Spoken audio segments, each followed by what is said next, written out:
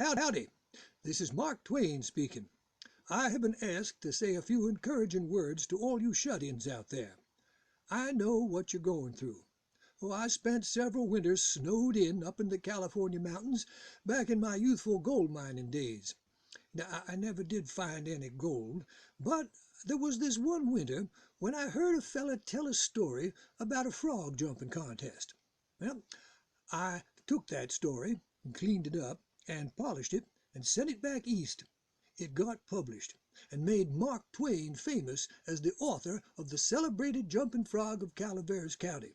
So you see, if I hadn't been snowed in that winter, I never would have heard that story, and I probably would have spent the rest of my life scratching out yarns for California newspapers. So you see, there's always something good can come out of any situation if you don't let the circumstances get you down.